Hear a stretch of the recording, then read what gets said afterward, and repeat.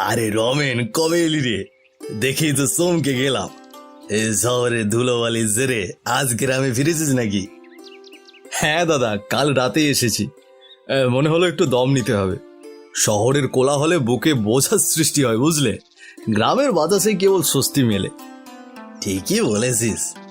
এই গ্রামের সকালে হালকা রোদ, পুকুর পাড়ের হাঁস, এমন দৃশ্য শহরে কোথায় পাবি? আমার তো মনে হয় গ্রামের বাতাসেই বুকে শান্তি মেলে। সত্যি দাদা, এখানে ছোট ছোট সুখ আছে। শহরে টাকা আছে, আলো আছে, কিন্তু শান্তি নেই। আমি যখন রাত জাগি তখন শুধুই গ্রামের কথাটাই মনে পড়ে। তবে শুনেছিস তো, বকুল পিসি নাকি এখন একাই লুচি আর হাঁসের মাংস রান্না করে, কাউরে নাকি ডাকে না। শুনেছি দাদা, তবে বকুল পিসি তো এমন লোক ছিল না। তাহলে হঠাৎ করে এমন কি হলো? হয়তো কোনো অভিমান থেকেই বকুল পিসির এই ধরনের পরিবর্তন। আমাদের উচিত ওনাকে নিয়ে হাসি ঠাট্টা না করে বরং ওনাকে বোঝার চেষ্টা করা। তুই ঠিক বলেছিস। আমি আগে দেখতাম পিসি কত যত্ন করে শহরে খাওয়াতো। সেই হাতের লুচির স্বাদ আজও ভুলিনি রে। হঠাৎ পিসির এই পরিবর্তন দেখে বেশ অবাকই লাগছে। দাদা, মানুষ বয়স হলে এমনি একাকিত্বে ভোগে, তখন একটু চায় তাকে কেউ বুঝুক। কিন্তু পিসির তো বোঝার মতো কেউ নেই। আসলে পিসিকে বোঝার মতো কেউ নেই। শুনেছি একটা ভাইপো আছে, সে নাকি প্রয়োজন ছাড়া পিসির কাছে যায় না। যেই কারণে যদি অভিমান থাকে, সেইটা আমাদের আন্তরিকতায় ভাঙতে হবে, বুঝলি। শহরে থাকতে থাকতে আমি একটা শিক্ষা পেয়েছি, অন্যকে বিচার করবার আগে তার জায়গায় নিজেকে বসিয়ে ভাবতে হয়। পিসি নিশ্চয়ই কারোর জন্য কষ্ট পেয়ে এমন হয়েছে। তোর ভাবনা সত্যি রে। চল আমরা পিসির কাছে যাই, পিসির অভিমান ভাঙি। পিসির বাড়ি ঢুকে বলবো, পিসি তোমার রান্না কতদিন খাই না, কি দারুণ তুমি রান্না করো, খুব খেতে ইচ্ছে করছে পিসি। দারুণ কথা দাদা। এমন প্রশংসা শুনে পিসি আর অভিমান করে থাকতে পারবে না। আবার আমি এতদিন শহরে ছিলাম, তাও পিসিকে ভুলিনি। এটা দেখে পিসি কিন্তু আরো খুশি হবে। ঠিক বলেছিস। তবে মনে রাখিস, পিসির এখন সবার উপর অভিমান, তাই আমাদের তার সাথে ভালো ব্যবহার করতে হবে, যেন সেটা কোমল হয়। পিসির মনের ক্ষত কিন্তু এত সহজে যাওয়ার না, তাই পিসি রাগ করলেও করতে পারে, বুঝলি। হ্যাঁ তাই তো, রাগ দেখালেও আমাদের মেনে নিয়ে সুন্দর করে বুঝিয়ে তার মন জয় করতে হবে, নয়তো পিসিও কষ্ট চেপে একা একা শেষ হয়ে যাবে। তাই আমাদের পিসির কাছে যাওয়াটা উচিত। তাহলে ঠিক হলো, কালই আমরা একসঙ্গে পিসির বাড়ি যাব। তুই শহরের মানুষ, আমি গ্রামের, এই দুইজন মিলেই পিসির মন ভালো করবো, বুঝলি। কি রে পদ্মা, এবার পুজোর সারাটা দিন কি কি কাজ করবি ভেবেছিস? মণ্ডপ সাজাতে তো সবাইকে হাত লাগাতে হবে। সবাই কি সবার কাজটা ঠিক করে নিয়েছে? হ্যাঁ ভেবেছি। তবে আমি শুনেছি চন্দনদার মুনিরা মণ্ডপের ফুল সাজ দেখবে। আমরা দুজনে থালা পাত্র আর রান্নার দায় নেব। হ্যাঁ, এমন ছোটখাটো কাজ ভাগ করে নিলে ভালো হবে। আর তুই বলেছিলি না নতুন শাড়ি পরবি, তা নতুন শাড়ি কই? শাড়িটা কিনেছিস? এবছর তো পুজোতে একটু জমজমাট করতে হবে। শাড়িটা এখনো হাতে আসেনি রে। এই মাসে যা কাজ করেছি তার টাকাও সেইভাবে পাইনি। তবে মাকে বলেছি, মা যদি এখন কিনে দেয় তবেই পাবো। তবে আর চিন্তা কিসের, কাকিমাকে যেহেতু বলেছিস ঠিকই কিনে দেবে। ওরে মায়ের কাছে বায়না করলে মায়েরা তো আর চুপ থাকতে পারে না। তাই বলেই তো নিশ্চিন্তেই আসি, মা ঠিকই একটা ব্যবস্থা করবেই। তবে শুনলাম হাটে নাকি খাবারের আকাশ ছোঁয়া দাম। এবার পুজোতে আমাদের কবলে যে কি আছে তা ভগবানই জানে। আরে, এটা তো আমিও শুনলাম, গ্রামের সবাই বলা বলি করছিল। আমি তেমন একটা গুরুত্ব দিইনি। যদি এমনটাই হয় তবে তো গ্রামের মানুষ না খেতে পেয়ে মরবে। হ্যাঁ রে, আমি ওটাই ভাবছি। একে তো গ্রামের মানুষের ঋণের বোঝা সামলাতে সামলাতেই হিমশিম খাচ্ছে। আবার যদি এবার পুজোতে ভাবে জিনিসপত্রের দাম বেড়ে যায় তবে লোকেরা খুব বিপদে পড়বে। হ্যাঁ রে, দোকানিদের কি কোনো মায়া দয়া নেই? গ্রামের মানুষের তো অভাবের কথা সবাই জানে, তবুও এমন করছে। কিন্তু হঠাৎ করে কেন এমন করছে রে? আমার মনে হয় সামনে পুজোর জন্য হয়তো বা হুট করে দাম বাড়িয়ে দিছে। নয়তো আর কোনো কারণ তো আর দেখছি না। কই, আগেও তো পুজো হয়েছে, এমনটা তো আগে কখনো শোনা যায়নি। বরং গ্রামের গরিব মানুষজনের জন্য দাম আরও কমিয়ে রাখতেন।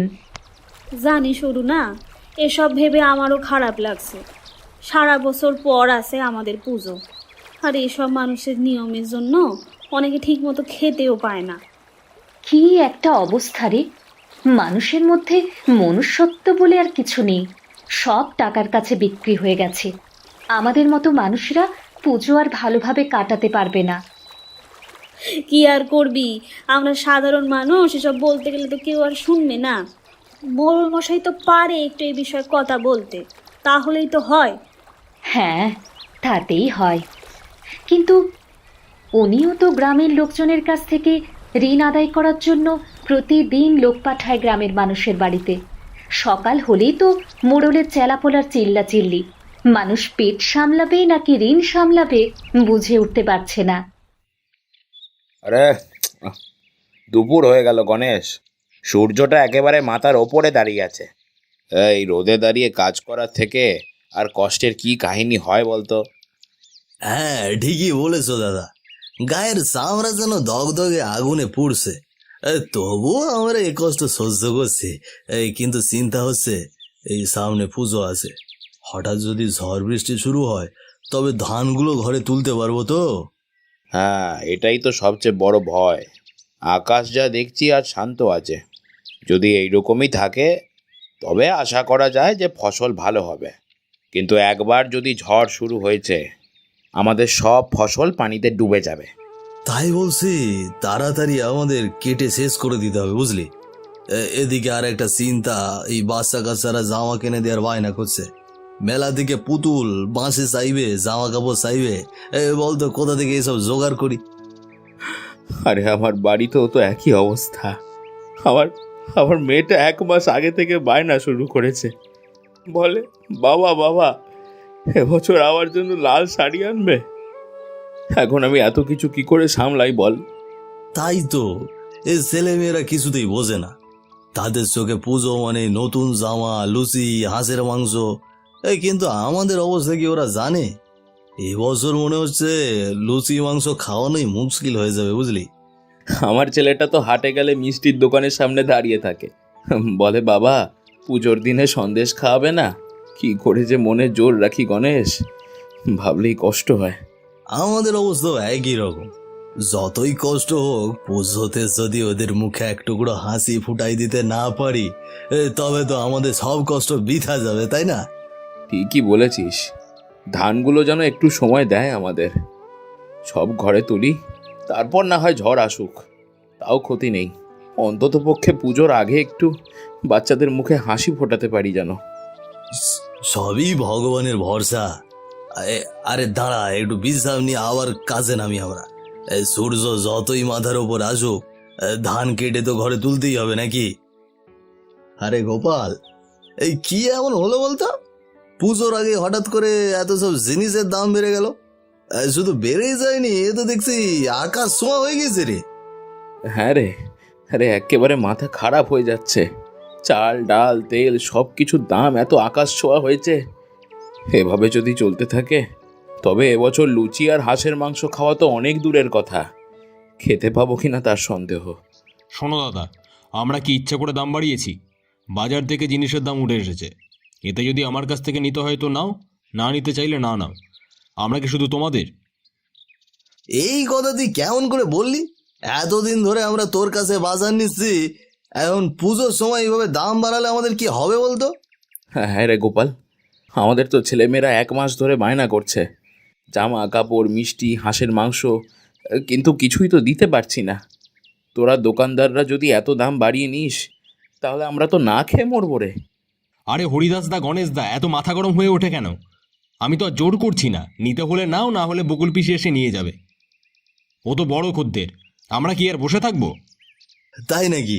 বকুল পিসি সব কিনে নিয়ে যাবে আর আমরা পুজোতে ডাল ভাত খেয়ে বসে থাকবো? এবছর মনে হচ্ছে তাই হবে। ছেলে মেয়েদের মুখে লুচি, হাঁসের মাংস এসব কিছুই নয়, শুধু ডাল আর ভাতই মনে হয় চাপিয়ে দিতে হবে। আরে বাপু, এ কি দিন আসলো!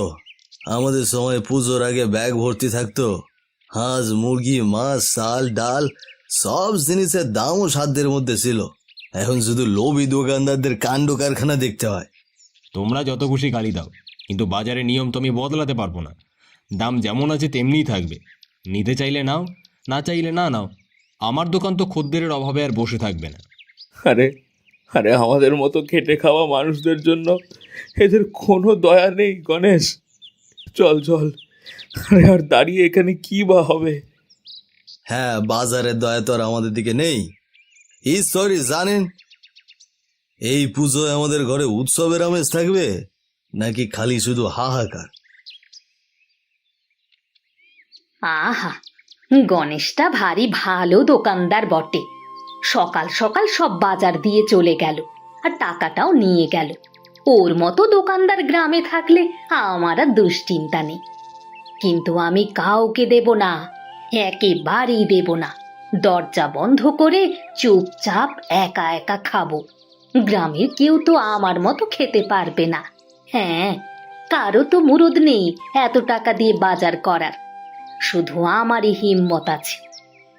তা বেশ ভালোই হলো, অন্যরা বেশ কষ্ট করছে, আমি তো পেট পুরে খেয়ে নেব। আহারে, গ্রামে সবাই খাবে ডাল লুচি, আর আমি একা একা হাঁসের মাংসে হাত ভরাবো। বেশ হবে। পিসি, আরে ও পিসি, কেমন আছো? আমি এসে গেলাম। ও তুই? তা হঠাৎ এ সময়? আয় আয়, বস। তা তোকে তো কদিন ধরে দেখাই যাচ্ছিল না। হ্যাঁ পিসি, কাজকর্মে ব্যস্ত ছিলাম। ভাবলাম আজকে হঠাৎ চলে যাই। পুজোর আগে তোমার সঙ্গে না দেখা হলে মনটাই খারাপ থাকে। তা বেশ করেছিস। আচ্ছা শোন, তুই আগে হাত মুখ পরিষ্কার করে বিশ্রাম নে। আমি হাঁসের মাংস আর লুচির আয়োজন করি। কি বলো পিসি, হাঁসের মাংস? ও মা, কি মজা! হ্যাঁ, তবে এক কাজ করি, আমি আমার কয়েকজন বন্ধুকেও খবর দিয়ে আনবো। সবাই মিলে একসঙ্গে খেলে আনন্দটা বেশি হবে। কি বললি? বন্ধুদের ডাকবি? বলি এত টাকা খরচ করে হাঁস কিনেছি আমি, লুচির ময়দা, ঘি, মশলা সব এনেছি, আর তুই বলছিস তোর ওই সব বন্ধুদের ডাকবি? পিসি, এত রাগ করছো কেন?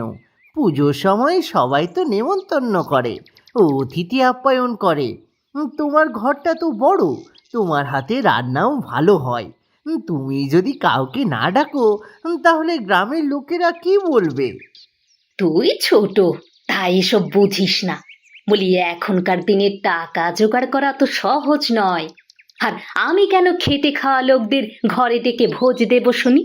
আমার সাধের জিনিস আমি খাবো, কেউ পাবে না। এটাই আমার নিয়ম, বুঝলি? সব সময় আমাদের মায়ের মতো সবাই খোঁজ খবর নিতে। গ্রামের সবাই তোমাকে বলতো দয়ালু। আজ তুমি শুধু নিজের কথা ভাবছো। একা একা খাওয়াতে মজা কোথায়? এই শোন, এসব দয়ার কথা আমাকে বলিস না। আমি জানি কি করে বাঁচতে হয়। আর এখনকার দিনে দয়া করলে পেট ভরে না। তুই চুপচাপ বসে খেয়ে যা, আর না হলে চলে যা। ঠিক আছে পিসি, তুমি খুশি থাকো। তবে মনে রেখো, পুজোর আনন্দ সবার সঙ্গে ভাগ করে নিলে তবেই পূর্ণ হয়। একা খেলে সে আনন্দ একটুও থাকে না। হ্যাঁ, আরে রমেন, এ যে হাঁসের মাংসের গন্ধ রে। আরে আরে, নাকে আসছে একবারে। হ্যাঁ রে গণেশ দা, শহরে থেকেও এমন গন্ধ অনেকদিন পাইনি। লুচি আর মাংসের গন্ধের ঘ্রাণ। রান্না করছে কে বলতো? কে রান্না করবে আবার? আমাদের বকুল পিসি ছাড়া এ কারো সাথ দিয়ে আছে নাকি? চল, এটাই তো বড় সুযোগ, আমরা যাই চল। হ্যাঁ হ্যাঁ, তাই করি চল। এখন গেলে ভালো ভুড়ি ভোজ হবে। আরে কেমন আছো বকুল পিসি? অনেকদিন পরে তোমার সঙ্গে দেখা হলো। আমি শহর থেকে এলাম, ভাবলাম একটু দেখা করি। হ্যাঁ পিসি, আমরা তোমার রান্নার গন্ধে আটকাতে পারলাম না গো। ভাবলাম তোমার কাছে গিয়ে একটু গল্প করি। তা গল্প করতে হবে বলে এখনই এলে? দুপুরবেলা খাওয়ার সময় কাউকে বিরক্ত করতে নেই, তা জানো না? তোমরা নিজের নিজের কাজে যাও। আরে পিসি, বিরক্ত করতে আসিনি। তোমার হাসি মুখ দেখলেই আমাদের মন ভরে যায়। শহরে থেকেও প্রায়ই তোমার কথা মনে পড়ে, তাই ভাবলাম এই পথে যেহেতু এলাম তোমার সঙ্গে একটু কথা বলি। আরে পিসি, তোমার রান্নার সুনাম তো সবার মুখে মুখে গো। আজ তোমার রান্নার ঘ্রাণে আমাদের জিভে জল চলে আসলো। ভাবছিলাম যদি এক টুকরো হাঁসের ঝোলের ভাগ পাই, তবে আমরা ধন্য হই। কি, তোমরা আবার খাওয়ার কথা ভেবেছো? বলি, আমি কি এত কষ্ট করে হাঁস কিনেছি, লুচি ভেজেছি তোমাদের মুখ ভরাতে? আমার নিজের জন্য বানিয়েছি, কারও ভাগ নেই এখানে। পিসি, আমরা তো শুধু মজা করছিলাম। তুমি খাও, আমরা তাতেই খুশি। তবে খাবারের কথাটা বললাম কারণ গন্ধটা আমাদের টেনে নিয়ে এসেছে। হ্যাঁ পিসি, আমরা তো নিজের ইচ্ছাতে আসিনি। তোমার লুচি আর হাঁসের মাংসের গন্ধ আমাদের আটকাতে পারলো না, তাই চলে এলাম। ভাবলাম এইটুকু বসে গল্প করব। হ্যাঁ, তোমাদের নাকে গন্ধ গেলেই আমি কি থালা সামনে দিয়ে তোমাদের খেতে বসাবো? আমি নিজে খেতে জানি, তোমাদের মতো লোভী গাঁয়ের লোকেদের মতো ভাগাভাগি করতে জানি না। যাও যাও, অন্য কারো দরজায় গিয়ে দাঁড়াও। পিসি, শহরে থেকেও আমি সবসময় ভেবেছি গ্রামে এসে তোমার হাতে একবেলা খাবার খাবো। পিসি, তুমি তো আগে কখনো এমন করতে না, অথচ আজ এমন কথা শোনাচ্ছ কেন? পিসি, তুমি তো আমাদের অভিভাবকের মতো। তোমার মুখে একথা শুনে বুকটা ফেটে যাচ্ছে। পুজোর সময় সবাই একসাথে খায়, আনন্দ করে, তুমি কেন এমন করলে পিসি? আহারে, তোমাদের আবেগ নিয়ে আমার কিচ্ছু যায় আসে না। আমি খেয়ে তৃপ্ত হব, এটাই হলো আমার নিয়ম। অন্যের মুখের দিকে চেয়ে আমাদের সুখ মাপা হবে না, বুঝেছো? আচ্ছা পিসি, তুমি যেমন খুশি থাকো, তবে মনে রেখো একা একা খেয়ে সুখী হওয়া যায় না। পেট ভরতে পারে কিন্তু মন ভরে না। হ্যাঁ পিসি, আমরা চলে যাচ্ছি, তবে তোমার লুচি আর হাঁসের মাংসের গন্ধ আমাদের পিছু নেবে। হয়তো সারা জীবন মনে থাকবে, আমরা চাইতেও পেলাম না।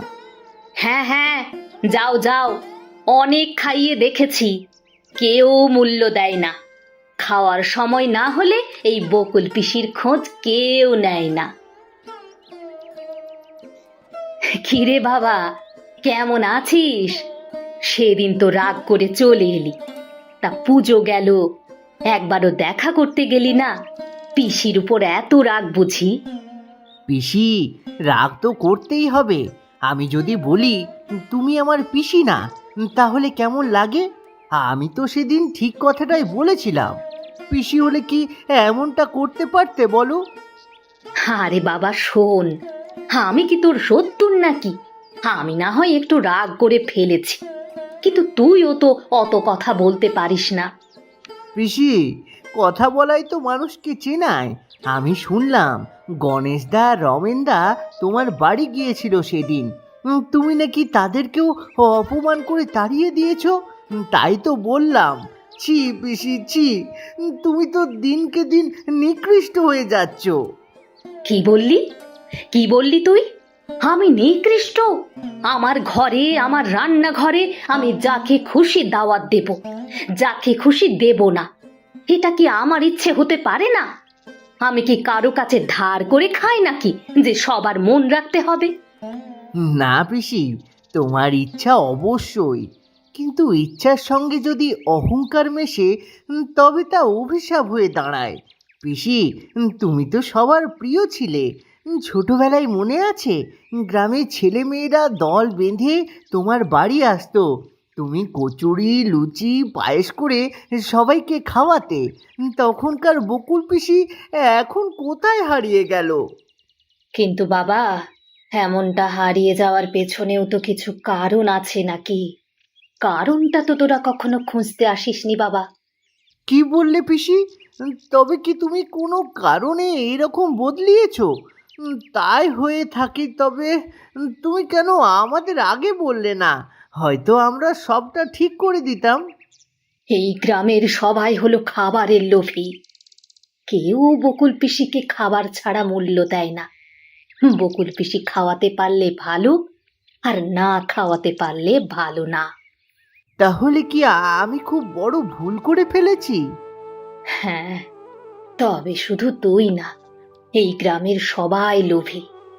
তুই জানিস, অনেক দিন আগে আমি 3 দিন বিছানায় পড়েছিলাম। আমার বাসা থেকে কোনো রান্নার ঘ্রাণ বাইরে যায়নি, যার কারণে কেউ একবারও ফিরে তাকায়নি আমার বাড়ির দিকে। সত্যি সত্যি বলছো তুমি? যদি সত্যি হতো তবে তুমি একবারও আমাদেরকে ডাকোনি। হ্যাঁ রে, সত্যি। আর আমি কি করে ডাকবো? আমি তো বিছানায় পড়েছিলাম। না পেরেছি রান্না করে কাউকে খাওয়াতে, আর না পেরেছি নিজে খেতে। হয়তো মরেই যেতাম। ভগবানের কৃপায় আজও বেঁচে আছি, যার কারণে আমার এই পরিবর্তন হওয়ারে। এই যুগে হলো সবাই লোভী। হায় রে, আমি সত্যি ভুল করেছি। আর তুমি আমাকে শিখিয়ে দিলে শুধু নিজের পেট পুজোর লোভেই তোমার কাছে যেতাম, নয়তো তোমার খোঁজ খবর কখনো নিইনি। আমাকে ক্ষমা করে দাও পিসি।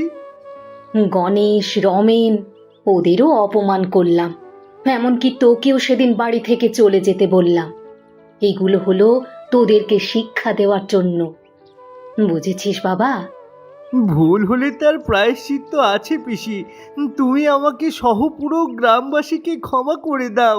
সবাই সবার ভুলটা বুঝতে পারবে আশা করি। আমি আমি সকলকে বুঝিয়ে দেব পিসি। হ্যাঁ রে টিটু, আমি সকলকে ক্ষমা করে দিয়েছি বাবা।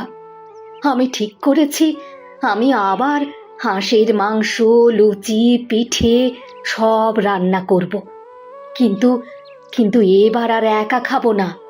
গ্রামের সবাইকে ডাকবো, ওদের সবাইকে খাওয়াবো, আর সবাইকে তাদের ভুলটা ধরিয়ে দেব।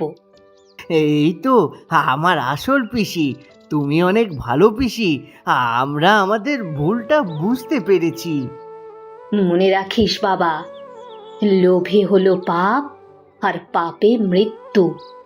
প্রয়োজনে মানুষকে ব্যবহার করা বাদ দে। বিপদে প্রকৃত বন্ধু খুঁজে পাওয়া যায়।